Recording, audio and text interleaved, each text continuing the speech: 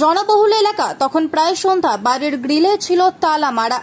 বাড়ির অন্যান্য সদস্য ছিলেন না, গৃহিণী ছাদে গিয়ে কাজ করছিলেন। আর সেই সুযোগ নিয়ে গ্রিলের তালা কেটে ঘরের ভেতরে ঢুকে তাণ্ডব চালায় দুষ্কৃতীরা। একটি ঘরের আলমারিতে রাখা সোনার অলংকার সহ নগদ টাকা লুট করে। পাশের ঘরের বক্স খাটের লক ভেঙে আবার লুট করে সোনার গহনা। প্রায় 3 লক্ষ টাকা খোয়া গেছে বলে দাবি গৃহস্থের। নদিয়ার শান্তিপুর পৌরসভার 21 নম্বর ওয়ার্ডের বিশ্বাসপাড়া স্ট্রিট এলাকার ঘটনা। পরিবারের কর্তা বিনয় সরকারের দাবি, গতকাল সন্ধ্যায় যখন ঘটনা ঘটে তারা কেউই বাড়িতে ছিলেন না। তার স্ত্রী ছাদে কাজ করছিলেন। হঠাৎ নিচে নেমে দেখে ঘরের দরজা খোলা, লোহার গ্রিল হাঁ করে রয়েছে। আলমারি খুলতেই দেখে সমস্ত কিছু লুটপাট হয়ে গেছে।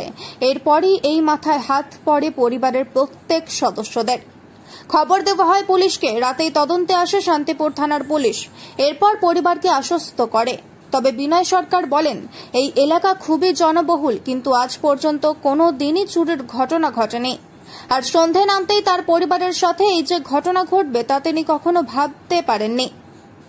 বৃহস্পতিবার গৃহস্থ বাড়িতে ছুটে আসে এলাকার কাউন্সিলর উৎপল সাহা। তিনিও এই চুরির ঘটনায় যথেষ্ট দুঃখ প্রকাশ করেন। তবে গৃহস্থ বাড়িতে এই ধরনের চুরির ঘটনাকে কেন্দ্র করে এখনো আতঙ্কে রয়েছে এলাকার বেশিরভাগ মানুষ। ধরুন আমি বাড়িতে ছিলাম না, আমি বাড়িতে ছিলাম, আমার বাড়ির লোক ছাদে ছিল। ছাদে একটা তাঁত আছে, উনি তাঁত বুনছিল।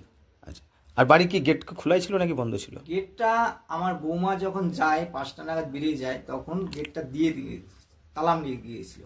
তালা মেরিয়ে ওই চাবিটা ছুড়ে দিয়েছে, সিঁড়ির প্রথম ধাপে ওই চাবিটা রেখে চলে গেছে। আচ্ছা, এই নিচে নেমে এসে কি দেখলেন ওরা? মানে আমার বাড়ির লোক যখন ছাদের থেকে নিচে আসে তখন সন্ধ্যা দেওয়ার জন্য এসছে। এসে দেখে যে এরকম মানে এই শাড়ি মানে এই জিনিসপত্র সব ছড়াই, মানে ঘরের ভিতরে সব ছড়াই আছে। ও ঘরে, এ ঘরে, 2 ঘরে। আর এই ঘরে 2টো আলমারি, দুটোই খোলা।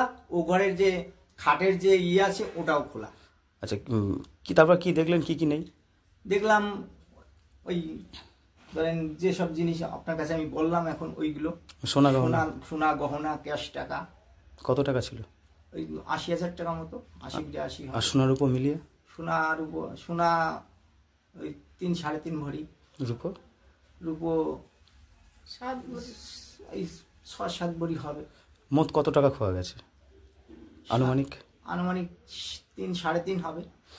সন্দেহ করছেন কাউকে?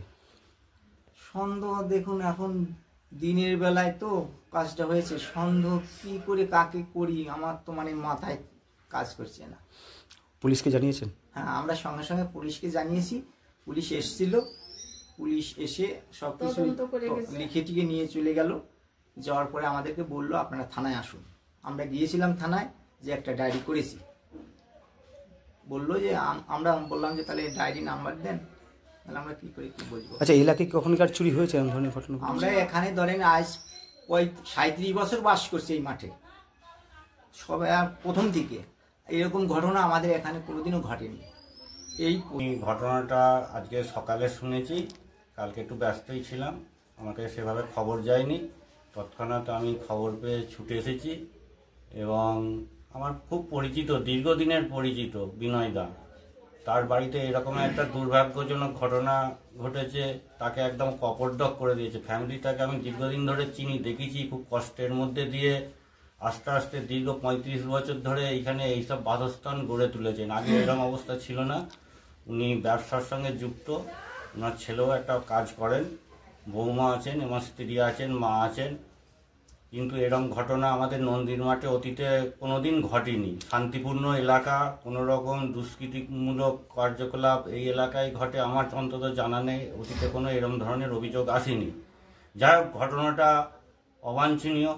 না ঘটলে আমি অন্তত খুশি হতাম। আমার যেহেতু 21 নম্বর ওয়ার্ডে প্রতিনিধিত্ব করি, এরকম ঘটনা যাতে না ঘটে আপনাদের মাধ্যম দিয়ে পুলিশ প্রশাসনের কাছে অবশ্যই আমার অনুরোধ থাকবে যে একটুখানি নজরদারি বা মাঝে সাঝে পেট্রোলিং করার রাত্রিতে। যদিও এটা ঘটনাটা ঘটেছে বৈকাল বেলাতে, ওনাদের মুখ থেকে সন্ধ্যের কাছাকাছি। যাই হোক, ওনাদের খানিকটা মানে নির্জনতা এবং অসতর্কতার সুযোগ নিয়েছে দুষ্কৃতীরা। এটা অবাঞ্ছনীয়, খুব নিন্দাজনক ঘটনা। আমি ওনার হয়ে সমবেদনা প্রকাশ করছি ওনাকে, যে আমি কি ভাষায় যে ওনাকে সান্ত্বনা দেবো ভেবে পাচ্ছি না। আপনার নাম? আমার নাম উৎপল শাহ, 21 নম্বর ওয়ার্ড জনপ্রতিনিধি।